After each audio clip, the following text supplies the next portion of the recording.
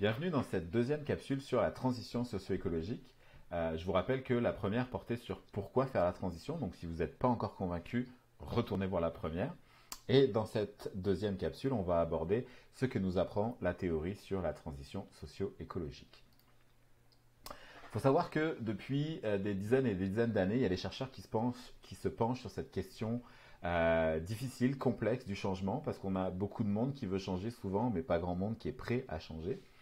Et dans les dernières années, on a un courant théorique qui s'est intéressé particulièrement aux questions de transition, qui s'appelle la perspective multiniveau. Pour rappel, quand on parle de transition, on parle de changements structuraux profonds, progressifs, qui visent un meilleur équilibre du système. Euh, Ce qu'ont fait les chercheurs dans la perspective multiniveau, c'est qu'en fait, ils ont étudié de nombreux cas de changement, de transition dans l'histoire. Et un des plus connus, c'est le passage du transport par chevaux au transport par voiture. Évidemment, on le sait déjà depuis longtemps, ce genre de transition, ça prend une innovation de rupture, une innovation radicale, en l'occurrence l'automobile. Mais ce que montrent bien les chercheurs de ce courant-là, c'est que l'automobile ne peut pas s'imposer seul, ne peut pas changer le système seul si on n'a pas une évolution du système technique et du système social en même temps. Concrètement, si on place une auto dans le système de la traction par chevaux, ben, on n'a pas de route adaptée, on n'a pas de pompe à essence, on n'a pas de garage, donc la voiture ne peut pas être très efficace. Et par ailleurs, il faut qu'on développe tout le système social pour apprendre aux gens à conduire, il faut créer un code de la route, des taxes. Donc, en gros, une transition, c'est quand on a une innovation de rupture et qu'on a l'ensemble du système technique et social qui se réorganise autour de cette innovation-là pour amener au final un changement radical du système. D'un point de vue plus théorique, la perspective multiniveau s'appelle comme ça parce qu'elle considère qu'il y a trois niveaux à comprendre pour être capable d'expliquer une transition. Le premier, c'est ce qu'on appelle le paysage. C'est les grandes tendances structurelles, c'est les évolutions démographiques, économiques, sociales, les tensions géopolitiques, mais aussi les événements comme des crises ou des pandémies qui vont influencer, qui vont pousser le système à réagir et se transformer. Le deuxième niveau, c'est le système qu'on appelle le régime, qui prend en compte donc tous les éléments techniques et sociaux, comme le secteur agricole est un système, le secteur énergétique ou manufacturier sont des systèmes socio-techniques au sens de la perspective multiniveau. Et le troisième, peut-être le plus important à comprendre, c'est ce qu'on appelle les niches, qui sont ces espaces à l'abri du système dans lesquels on peut innover, justement, dans lequel on peut imaginer les innovations radicales qui vont être justement au cœur de la transition, au cœur de l'évolution du système.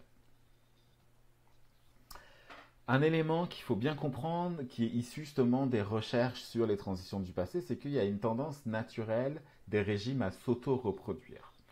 Tout ça à cause de trois effets principaux. Le premier, c'est ce qu'on appelle les effets de verrouillage, c'est-à-dire c'est souvent dû aux réglementations en place, au système économique qui empêche les changements parce que ça édicte des normes fortes qu'il faut suivre à l'intérieur du système.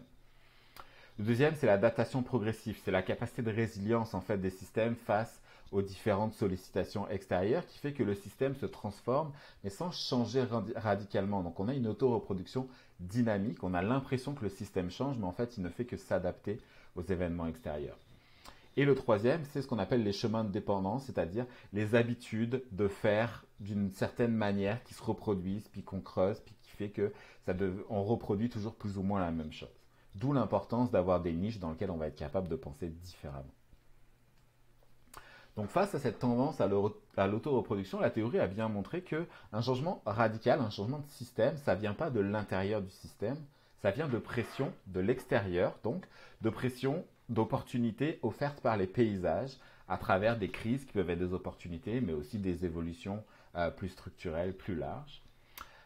Et ça vient des innovations de rupture qui sont issues des niches, puis qui vont venir proposer des alternatives ou mettre de la pression sur le système.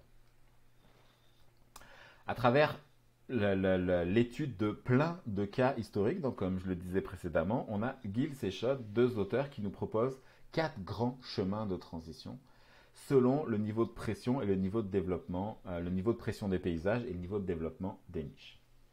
Si on prend la première ligne, on a le cas où on a des niches en développement, c'est-à-dire des niches dans lesquelles on n'a pas encore d'innovation matures qui sont arrivées et qui sont des alternatives crédibles.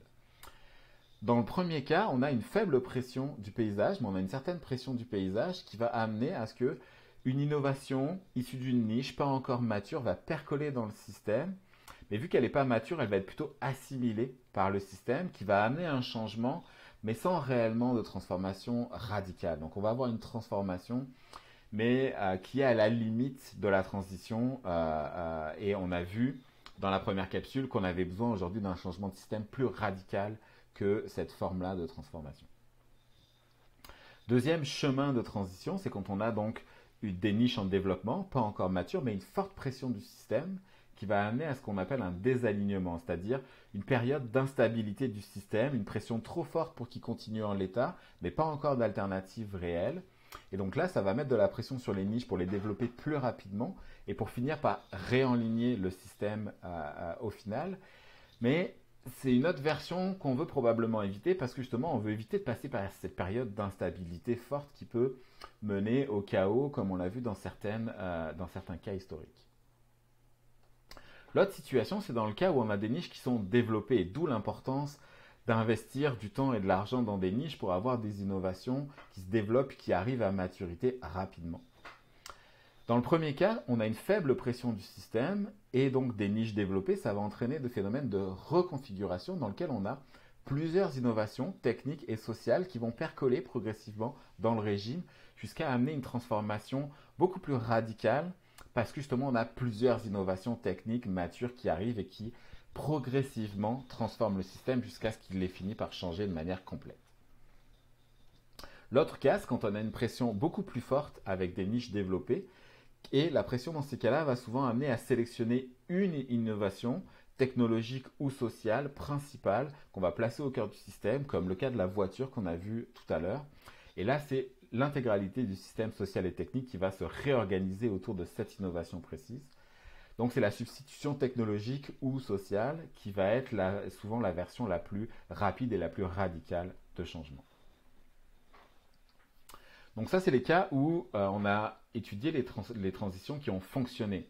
On a d'autres auteurs dans d'autres courants qui ont étudié les cas où les transitions n'ont pas fonctionné, qui ont mené à des effondrements partiels ou totaux des sociétés par le passé.